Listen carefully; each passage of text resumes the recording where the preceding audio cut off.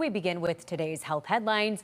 And yes, it is spring. And while warmer weather and longer days can be uplifting, what should you know about seasonal affective disorder? This is a very important topic, of course, plus how to adjust to daylight savings time. Joining us live is Dr. Paul Desson, a psychiatrist at Yale School of Medicine who runs the Winter Depression Clinic. Welcome, Dr. Desson. Thanks for being here. Good morning. Thank you for inviting me. It's great to have you as always. Well, as the saying goes, April can feel like the cruelest month. How do you see the seasons impacting people's mental health right now, especially as we're transitioning from winter, which was very brutal this year, into spring, warmer temperatures? Well, winter hits some people really hard. You'd think that they'd be worse in December, where the days are actually the shortest, but in fact, most people are worst in January or February, and they're not much better in March. The data from the NIH decades ago showed it's really April when people are getting better.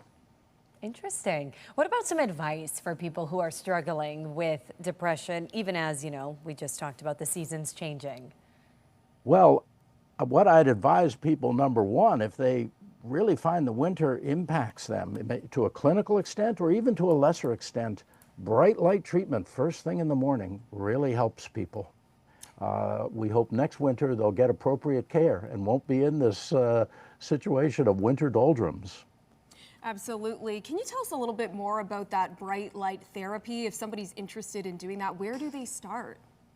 Well, they're certainly welcome to do a Google search, Yale Winter Depression Research Clinic, and they'll find a page that shows devices that produce bright light that are of sufficient size.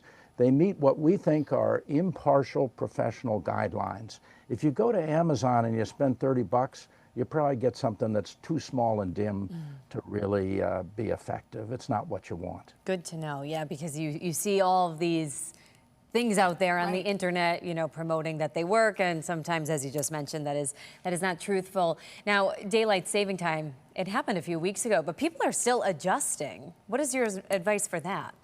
Well, I'm a big fan of daylight savings time. You have a day or a few days, for most people, of adjustment. You lose sleep in the spring. Of course, you get the hour back in the fall, which I like, but that means that all summer and into the fall, you get extra light in the evening. You can go out and visit friends, go to the shopping mall, go to the park, whatever you do in the evening. I think it's worth it.